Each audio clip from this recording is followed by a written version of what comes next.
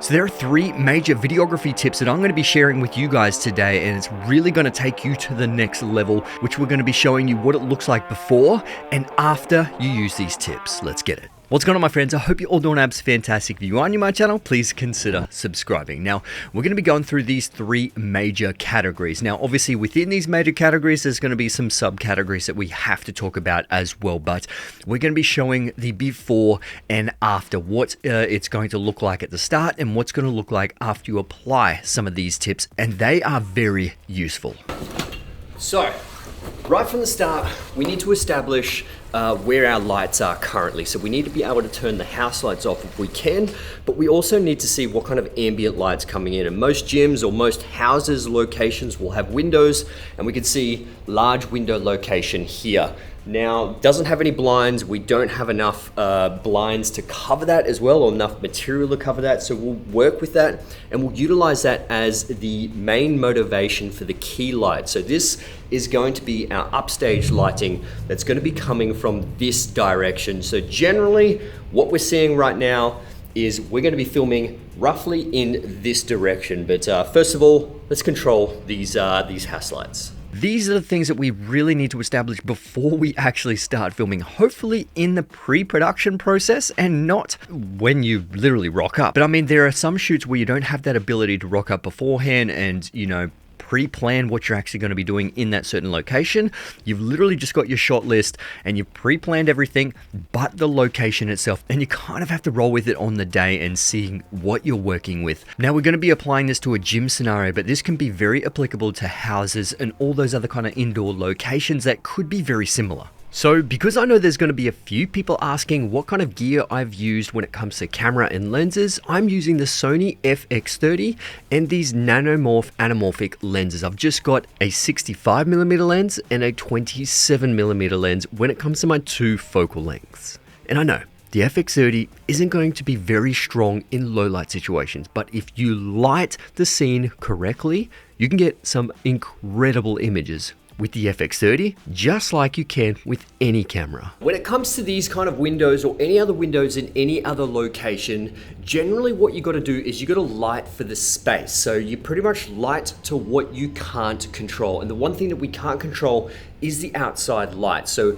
we're gonna be dialing in our exposure right from the start, so we don't have any clipped areas coming from outside, especially if that's in the frame. That's only if that's in the frame. So if that's in the frame, we need to be able to even out our level with our key light to match the outside. So we'll see what our framing is going to look like, and then we've got to dial in our settings. Now, one of the biggest keys about lighting is upstage lighting. This is one of the most important things. It's, you know, filming on the dark side. If you've ever heard that saying before, essentially what you're doing is putting the talent in between your light and your camera. So you're going to be creating some depth in the actual talent's face, in the whatever it is, the talent, the object, whatever you're filming, you're going to be creating a dark side. Now, there is absolutely nothing wrong with doing downstage lighting, but generally there isn't as much shadows to work with, and it generally just doesn't look good. A lot of cinematographers will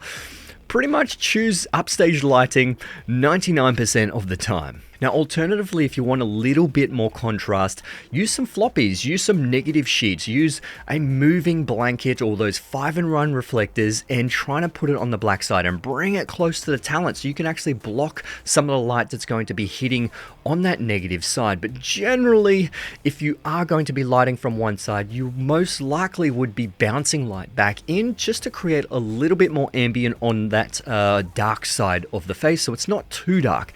It really depends on what kind of vibe you're actually going for. And that's what generally you would have established in pre-production, is what kind of mood you're actually going for. Do you want it dark and moody? Do you want side lit?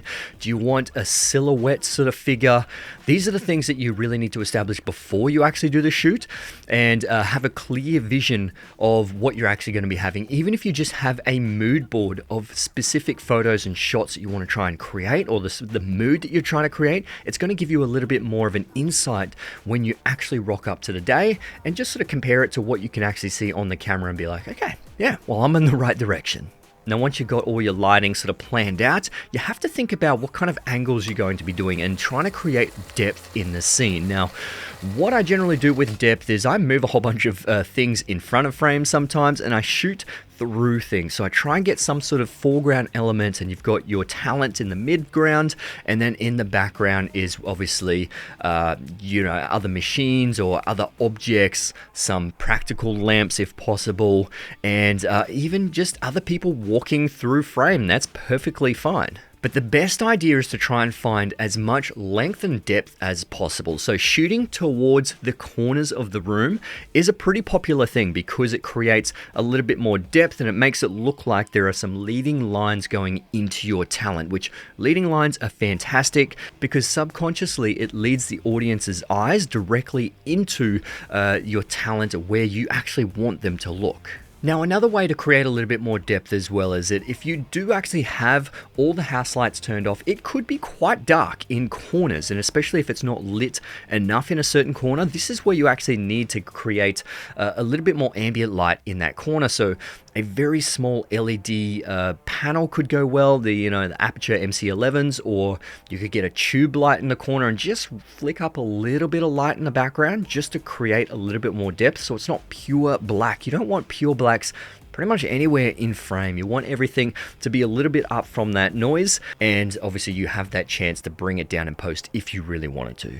Frame in a frame is also a really good shot to actually have in your arsenal. Now, essentially you can see here I've got two machines on either side of the camera, so I'm framing Amber in the middle, and essentially it just looks like it's drawing you directly into the center.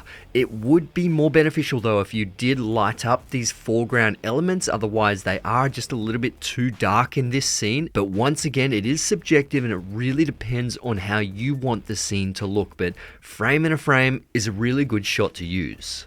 Now, once you've done the depth, this is where you need to plan what kind of shots you actually have. And obviously, this should be done in pre-production, but obviously, the easiest way to think about what kind of shots you need in terms of coverage is a long shot, a mid shot, and a close-up. Very basic. You don't obviously have to follow that, but that's generally what I do. In each scene, I'm like, oh, have I got an establishing shot or have I got a master shot to cut back to? Now, I need some sort of medium shot, which is pretty much belly button and up, and I need some sort of close-up shots, a medium close-up or even a close-up of just the head, the eyes, extreme close-up, depending on what kind of vibe you're going for. If you're trying to get some details, these are the three shots that you really need to think about, and coverage is super important, especially with digital cameras. We don't have to worry about wastage of film. We can just shoot, overshoot, and get as much as we can, but thinking about those three focal lengths or three frame sizes is really important so you have enough coverage for you to work with in post. Now, if it is generally a commercial, these were already planned. So you'll already have these shot sizes already planned out, already storyboarded, and all you need to do is just follow the shot list and go for it. But sometimes if you do have extra time, which generally you don't on commercial sets, you could get a couple of extra shots if you really wanted to. It really depends on what director you're working with, really depends on what kind of time you're working with as well. If you do actually have enough time to get a couple of extra different shots. Now, those three things are the major things that I think about, and like I said, they're generally focused in pre-production or generally planned in pre-production because you don't want to rock up on the day and, apply these three things right there on the day. It's kind of unprepared, it's unplanned, and you don't want to do that. You want to be able to know what kind of location you're working with. You want to be able to know what kind of lighting you want and the vibe you're going for. You want to know the shots that you're going for, the angles, and also obviously the shot list is probably one of the most important, so you don't miss anything when it comes to these videos. So anyway, my friends, I hope you enjoyed this video, and if you did, please give it a thumbs up. That would be amazing. Subscribe to my channel if you haven't already, and obviously the link will be in the description below for all the gear that I've been using. I'll see you guys in the next one. Let's get it.